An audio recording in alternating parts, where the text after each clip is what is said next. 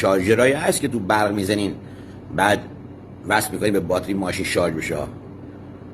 گفت 1,800. تو هم اشتباه نمیکنی؟ گفت نه 1,800. خب دیشو هم خود دلار شده 310 تومن دیگه، برو تو 2 خورده ای. حالا بوا اصلا احتیاجی نیست شما برین 2 تومن پول بدین پایی. یه خازن میگیریم بوا 4,000 تومن. 4 تا دیود میخواین یه هم 20 تومن. یه ترانس میخواین، ترانس 10 آمپر یا 15 آمپر، یه هم 500 تومن.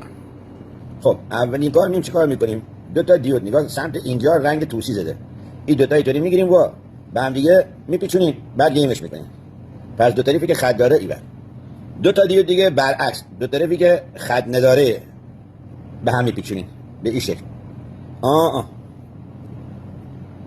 خب بعد چه کار میکنیم و بعد اینا رو به این شکل به هم دیگه باز میپیچونیم.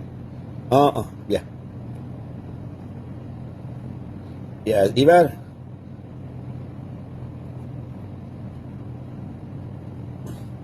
به این شکل میشه. با این قسمت با این قسمت به ترانستون وصل میشه. نگاه کنید بیا این سیم به این وصل میشه. الان این 3 حالتن یعنی 6 12، ما 12 شه میخوایم. این هم به این وصل میشه. تا اینجا درست شد با. پس این ور به این ور به این، مثبت منفی تو اینجا نداره. خب این 2 تا خطی که بالان میشه مثبتتون، این هم که خط نداره میشه منفی. حالا خازنتون نگاه کنید منفی داره، منفیشه میذارین آقا رو این قسمت، مثبتش هم روی قسمت، اینجا لیم میشه.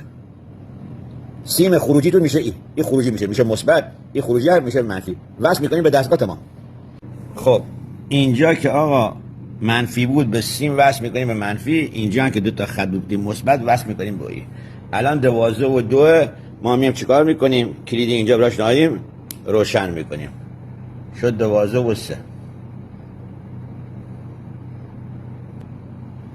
شد 12 و 4.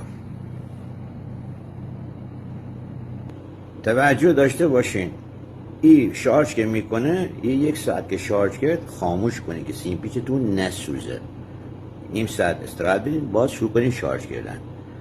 از سیم هایی که ضخامتشون کلفت 2.5 3 استفاده بکنین. این موقت من از این نازک استفاده کردم. 2 قطعاتش تو کپشن نوشتم بریم بخونید که چیزی میخواد. 3 به خاطر ما نه ها، به خاطر ملت ایران. این فیلم تکثیر کنید به اونی که ندارن بتونن بسازن استفاده بکنن.